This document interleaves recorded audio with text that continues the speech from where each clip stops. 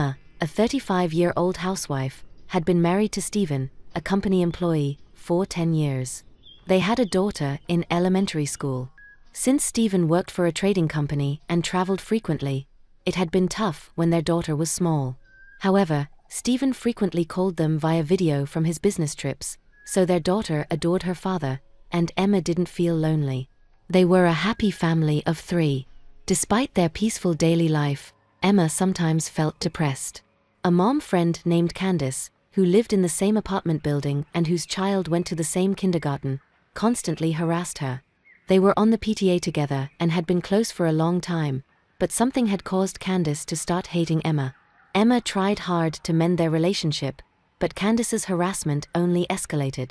One day, she set a terrifying trap for Emma. The trigger for Candace's hostility was when Emma and Stephen bought a house. They had been living in the same rental housing as Candace, but when their daughter started elementary school, they purchased a new single-family home. They stretched their budget a bit, but they felt it was the right decision. The new house was in an excellent location, close to a supermarket and the station. It also had a large yard where their daughter could play freely. Emma was grateful to her hard-working husband and determined to work even harder on housework and childcare. However, Candace didn't like that. She suddenly became cold when they moved. At first, Emma was confused, as she didn't understand why Candace had changed. They used to visit each other's homes frequently, but Candace began ignoring Emma's greetings and sometimes glared at her with hatred. Emma finally understood the reason during their children's entrance ceremony. As Emma was leaving the school, Candace whispered in her ear, "Just because you bought a house, you think you're better than everyone else. You're such a smug woman." Then she said, "I thought you were my friend, but I'm disappointed," and walked away. Being hated by someone she considered a friend was shocking. Emma had never boasted about their new home and wanted to stay friends even after their children started elementary school. She tried to mend their relationship by smiling and talking to Candace, but her attitude didn't change. Candace even started spreading false rumors among other mom friends, saying Emma was getting arrogant after buying a house and looking down on those who didn't own a house. Fortunately, no one believed her, and some friends sympathized with Emma, saying it was tough having someone like that targeting her. Though the other moms were sensible, Emma was always anxious about when Candace might spread another rumor. She spent restless days. Luckily, her daughter's elementary school had a large number of students, so their children never ended up in the same class. Eventually, Candace stopped bothering Emma.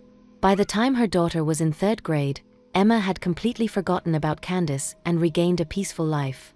But she had underestimated Candace's tenacity. Candace had been secretly plotting something terrible. One morning, Emma was cleaning the house after sending her daughter to school. Suddenly, the doorbell rang.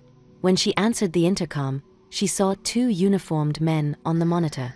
A police car was parked in front of the house. "Why are the police here?" Emma was startled but calmed herself, thinking maybe there was an incident in the neighborhood and they were here for an inquiry. "It's okay. There's nothing to panic about," she told herself and slowly opened the front door. One of the officers asked, "Is your husband at home?" It seemed they weren't here for her, but for her husband. She started to explain that he wasn't home. "My husband is not at home," she said, but then the officer's next words shocked her so much that she almost felt her heart stop. The officer said, "Your husband is suspected of molestation." "My husband? Suspected of molestation?" She shouted involuntarily but quickly covered her mouth with both hands. If the neighbors found out her husband was suspected of molestation, it would be a disaster.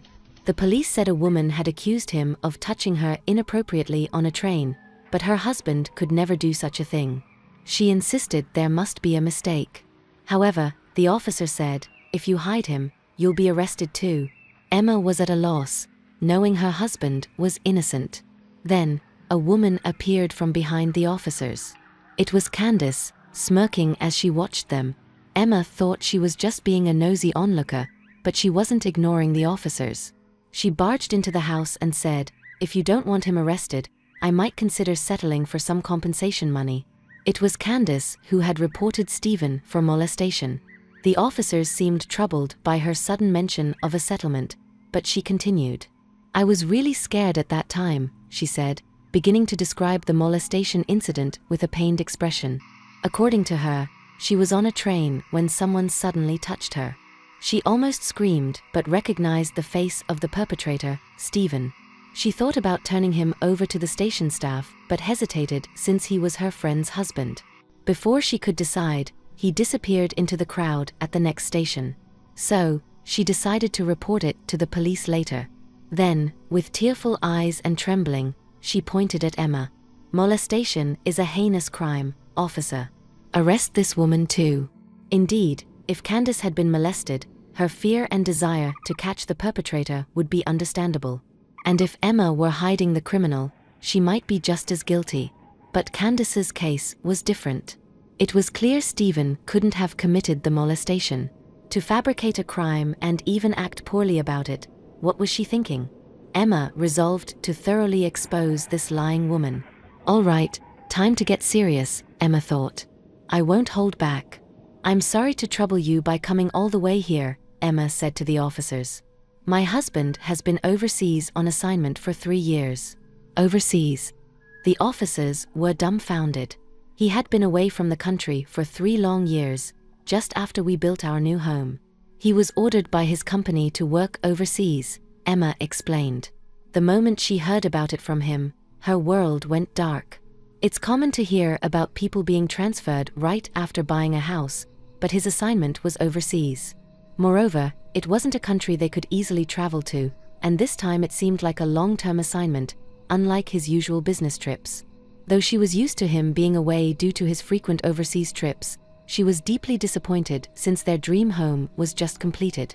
However, they couldn't refuse the company's order. She considered moving overseas with their family, but since their daughter had already completed her school enrollment and had many close friends in the neighborhood, she said, "I want to go to school with my friends." So, Emma decided to stay in the country with their daughter. As soon as they moved into the new house, they started living as just the two of them. Living alone in a large house was initially quite unsettling. However, they communicated with Stephen through video calls almost daily. Thanks to the spacious new home, Emma was able to enjoy her hobby of gardening, so it wasn't as lonely as she had expected. "That's why he has never lived in our new home," Emma continued. "He's been overseas for 3 years. So, my husband can't have committed any groping on a domestic train." Right when she said this, both police officers looked puzzled and tilted their heads. Naturally, the most flustered person upon hearing this was Candace. She exclaimed, "That's a lie. It must be a lie that your husband is overseas. I saw him with my own eyes. The culprit is your husband." Her face turned bright red as she shouted. Emma was boiling with anger at Candace for still accusing Stephen of groping at this point, but with the police involved, proving his innocence was the most important thing. "So," she said calmly, "shall I call my husband directly then?" and took out her smartphone from her apron pocket. There was a high chance he wouldn't be able to answer if he was working, but it was nighttime where he was, just around the end of his workday. The police officers still looked troubled, and Candace had a strained look on her face, but Emma went ahead and called Stephen on video. As she prayed, "Please pick up the phone," her prayers were answered when he responded immediately. Seeing his face, Emma felt relieved and told him everything. That he was being accused of groping, that one of her friends was claiming he had touched her on a train. Initially baffled by the sudden mention of groping, Stephen listened to Emma's story with a frown. But once he saw the police on the video call, he quickly understood the situation. He spoke to the officers. "As you can see, I'm not in the country, so I couldn't have committed groping." Then, he moved the phone away from his face to show the scenery outside his window. The screen displayed an exotic cityscape and a dark sky, clearly indicating a foreign country. It was not a domestic scene. "If necessary, I can show you my passport," he said. "I've been abroad for 3 years." He took out his passport from a nearby bag and showed the stamped pages. "If you still don't believe me, you can investigate further if you like." The police officer, looking apologetic, said, "No, that's quite all right. Thank you for your cooperation." When Emma ended the video call, the officer turned to Candace with a stern face. "So, what is the meaning of this?" Having witnessed the interaction, Candace was already pale with wide eyes. She stammered, but I didn't know her husband was overseas. I saw him. Her voice trembled. It was practically a confession. Emma stepped closer to Candace and demanded, "Then why did you think it was my husband? You said you saw him with your own eyes, right? Don't tell me it was a case of mistaken identity." Candace snapped back. "It's all your fault," she yelled, even as the officers looked on in astonishment. "You bought a house and acted all high and mighty. Who do you think you are? I thought we were apartment buddies, but you betrayed me. I wanted to make you suffer, so I framed your husband." She ranted furiously. Her selfish words left Emma and the officer speechless. Holding a grudge because Emma now owned a house, Candace had tried to frame Stephen for groping, hoping to get settlement money. This was beyond harassment. Fortunately, since Stephen was abroad, they avoided a false accusation. But if he had been in the country and on that train, it could have been disastrous. Emma had heard that proving innocence is very difficult once accused of groping. False accusations are unacceptable. However, Candace didn't understand the gravity of her actions. Despite her rage, she suddenly put on a casual face and said, "Well, let's say it was my mistake this time. I just wanted to teach a cheeky woman a lesson." Emma was infuriated by her blatant disregard for decency. "We'll see who gets punished," she said. "What did you say?" Candace screeched, grabbing at Emma again, but the police officers restrained her and took her away. Sometime later, Candace's husband came to apologize. He told Emma that Candace was arrested for a false accusation and given a suspended sentence. He had been concerned about her bad-mouthing Emma, but never imagined she would falsely accuse Stephen. He was deeply shocked, tearing up as he apologized profusely. He also declared that he would divorce Candace. She constantly nagged him to earn more and complained about their apartment. He had grown tired of her, and this incident was the last straw. Candace was now completely alone, with no job history and a criminal record. She would struggle in society, but that was her own doing. Emma was mostly worried about Candace's child, but she learned that the child was now with the grandparents and attending school happily, which was a relief. As for Emma, nearly having her husband framed by a jealous friend was a close call. Recently, Stephen told her he might return soon. Emma and their daughter were eagerly awaiting his return and planned to continue living happily in their beloved home. Let's conclude the story shortly. Stephen returned home a few months later, greeted by his overjoyed wife and daughter. The ordeal had brought them closer, and they cherished their time together even more. Candace, meanwhile, faded into obscurity, her life a cautionary tale of the destructive power of jealousy and deceit. Emma, though shaken by the experience, emerged stronger, her faith in her family and her strength solidified. Life continued, filled with the ordinary joys and challenges of family life, but with a renewed appreciation for the preciousness of each moment.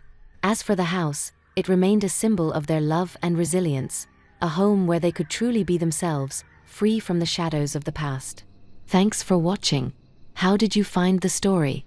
Let me know in the comments below. Remember to like this video and subscribe to our channel for more awesome stories like this. Your feedback and support mean a lot.